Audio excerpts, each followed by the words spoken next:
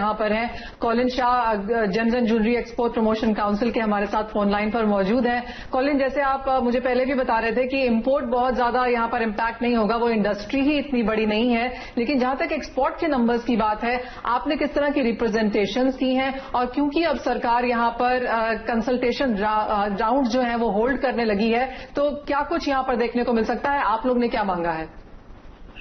हम लोग ने जो मांगा है, पहले तो ई कॉमर्स पॉलिसी मांगी है, बिकॉज जैसे अभी the world is going digital और ये डिजिटल जर्नी और बढ़ेगी अभी अगले एक साल में, वो तो एकदम निश्चिंत है।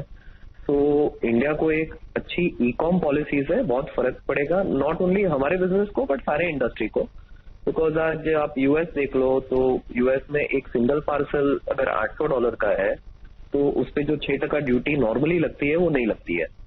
तो अगर इंडिया से ये एक्सपोर्ट डायरेक्टली यूएस जा सके, अगर हमको फास्ट ट्रैक क्लियरेंस मिल सके कस्टम्स में, स्पेशली पेपर वर्क अगर कम हो जाए, अगर आप रेप्यूटेड ई कॉमर्स पोर्टल्स पे अमेजॉन, अलीबाबा, ईबे ऐसे पोर्टल्स पे अगर बेचते हो, तो अगर वो फास्ट ट्रैक में जा सके तो e com can be a big digital boost हमारे पूरी इंडस्ट्री को। सो एक तो हमने ई कॉम पॉलिसी मांगी है। दूसरा हमने मांगा है कि एसईजेड की जो पॉलिसी है, वो एक बाबा कल्याणी कमेटी भी बैठी थी लास्ट एक साल पहले, और उन्होंने भी बहुत सारे रिकमेंडेशन दिए हैं एसईजेड को रिफॉर्म करने के लिए, basically converting them into economic employment enclave. तो जो एसईजेड पॉलिसी थी वो उनकी जो टैक्सेशन का जो एक बेनिफिट था उसका भी सनसेट क्लॉज हो गया है।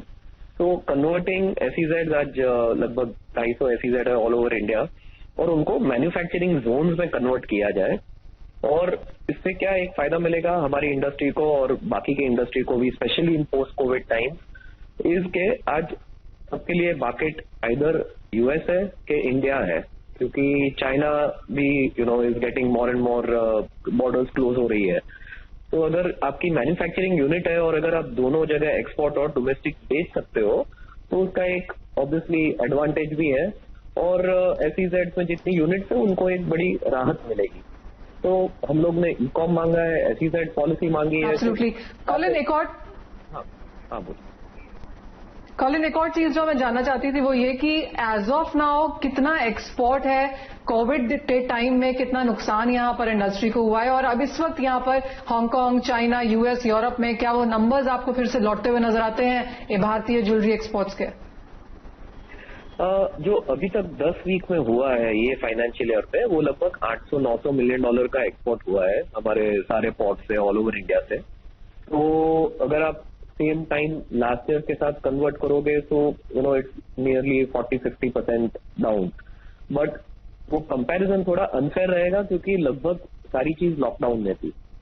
तो अब गोइंग फॉरवर्ड जैसे ये लॉकडाउन ओपन अप होगा और वापस we are back to 100% maybe by जुलाई अगस्त, तो अगले 7-8 महीने में कितना वापस कवर अप होता है based on all the markets, जो आज US, Europe, gulf, China, recovery कितना फास्ट होता है उस पे है।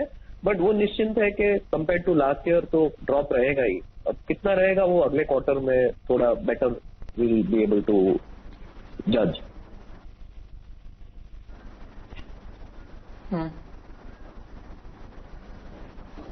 लेकिन अगर हम गोल्ड सिल्वर पर वापस फोकस करें, जो ट्रेंड हमने देखा है आज के सेशन में या फिर यहाँ से आगे का क्या आउटलुक बन रहा है, उस पर भी एक व्यू ले लेते हैं। कॉलिन, आप एक राय लेना चाहेंगे, इनफैक्ट एक आउटलुक लेना चाहेंगे। अब तक का जो ट्रेंड रहा है उसको देखते हुए क्या इंडिकेशन मिल रही है, क्या होप से यहाँ पर ज्वेलर्स की डिमांड को लेकर प्रिसाइसली और प्राइसेस को लेकर क्या ट्रेंड एक्सपेक्ट कर रहे हैं?